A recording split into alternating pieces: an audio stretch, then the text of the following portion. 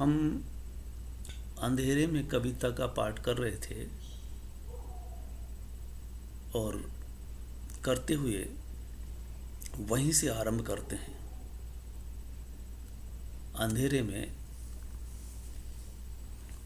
पाठ करते हुए हम फिर पुनः कुछ बातें कविता में प्रवेश कर चुके, लेकिन फिर हमारे लिए जान लेना जरूरी है। अंधेरे में एक ऐसी कविता है जिसमें आधुनिक मानव के बारे में बताने का, समझाने का प्रयास किया गया है और समाज के आधुनिक मानव की ज्वलंत समस्या है क्या अस्मिता की खोज। यह अस्मिता क्या है?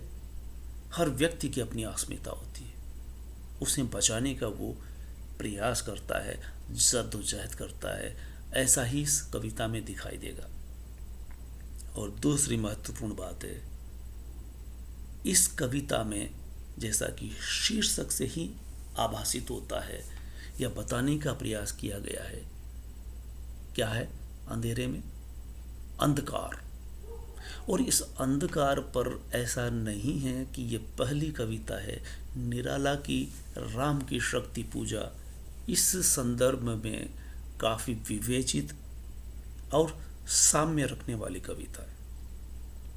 लेकिन अंधकार दोनों कविताओं में दोनों कवियों ने दिखाया है, लेकिन दोनों में काफी अंतर है। और ये कह सकते हैं कि कौन सा अंधकार अधिक भयावह है, ये कह पाना हमारे लिए मुश्किल हो जाता है। लेकिन जब हम अंधेरे में गुजरेंगे तो कहा यह जाता है कि भयावह दोनों में कौन सा अधिक है, ये समझना और कह पाना, बता पाना मुश्किल है। लेकिन अंधेरे में का अंधेरा बहुत ही यातनामय है। कितना यातना देने वाला है या कितना आतंककारी है। इस कविता को पढ़ते हुए कई बिंब और प्रतीक उभरेंगे। राम की शक्ति पूजा में अंधकार संशय से उभरता है। राम के मन में संशय पैदा होता है और आप ताज्जुब करोगे कि हम अक्सर इस कविता को पढ़ते हुए राम की शक्ति पूजा, निराला की कविता, दूसरा अंधेरे में, इन दोनों में कुछ साम्य रहा है। एक तो लंबी कविता होने का, दोनों ही लंबी कविता है। एक तीसरी ओर आती है याद, नरेश मेहता की संशय की एक रात। आप ताज्जुब करोगे कि इस कविता का पाठ करते हुए हम अगर इन दोनों कविताओं को याद न करें तो हमारा संदर्भ अधूरा रह जाता है। अब तक हमने मुक्तिबोध को पढ़ते हुए एक गंभीरता से संदर्भ को और प्रसंग को समझने का प्रयास किया है। अब आप संदर्भ देखिए कि इस कविता के संदर्भ कहाँ तक जाते हैं। अंधकार के लिए, चूंकि ये कविता का शीर्षक ही अंधेरा है, तो अंधकार से परिचय होना जरूरी है कि ऐसा अंधकार पहले भी किसी कवि ने चिन्हित किया है क्या। तब राम की शक्ति पूजा याद आती है। और राम की शक्ति पूजा का अंधकार किस तरह का है, ये भी हम आगे चल करके प्रसंग के साथ देखते चलेंगे। लेकिन साथ में आया कि पूजा में, राम की शक्ति पूजा में राम के मन में संशय उठता है। उस रात क्या संशय उठता है? तुलसीदास के राम में कभी संशय नहीं था। वो राम तुलसी के राम थे 500 साल पहले के, वाल्मीकि के राम थे हजारों साल पहले के, और फिर नरेश मेहता के अभी के राम के, निराला के और नरेश मेहता के राम, इन दोनों में आखिर संशय क्यों आया, ये गौर करने की बात है। और कविता को समझने के लिए, कविता के पायदान पहले पायदान पर पैर रख रहे हैं, तब हमारे लिए दोनों कविता का इतना सा अंश जान लेना जरूरी है कि यहाँ पर राम अवतारी राम नहीं है, आम आदमी की तरह। या रचनाकार कितना आम है और आम आदमी के कितना नज़दीक है, और आम आदमी कितना संशयग्रस्त है, ये इन कविताओं में निहित है, तीनों कविताओं में।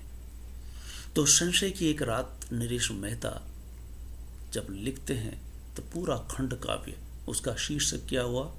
संशय की एक रात। एक रात जो मन में राम के उठता रहा। क्या उठता रहा? आप ये सवाल कर सकते हैं। आप करें उसके पहले मैं जवाब दिए देता हूँ। मैं ये उम्मीद करूँगा कि आप भी अपने कोई जो भी सवाल होगा, इस कविता, इस वीडियो को सुनते हुए, वीडियो के ठीक नीचे टिप्पणी लिखने के लिए जगह होती है, वहाँ आप अपनी टिप्पणी लिख सकते हैं और अपने संशय को वहाँ रख सकते हैं।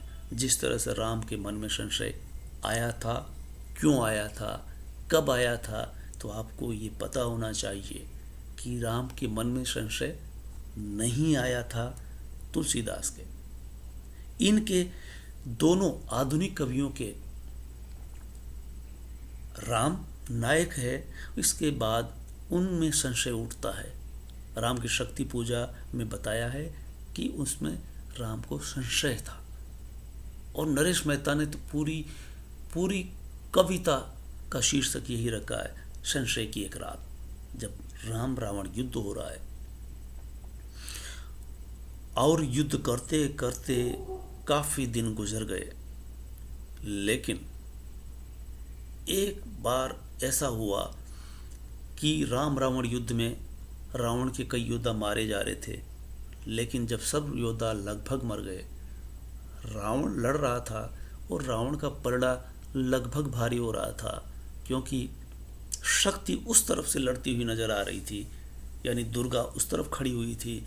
ऐसा राम को लगा, तो उस रात राम को संशय होता है। इस तरह से वो आदमी की तरह संशय करते हैं, लेकिन अंधेरे का संशय आतंककारी है, उससे भी ज्यादा। दोनों की रचना दृष्टि में साम्यता है और विषमता है।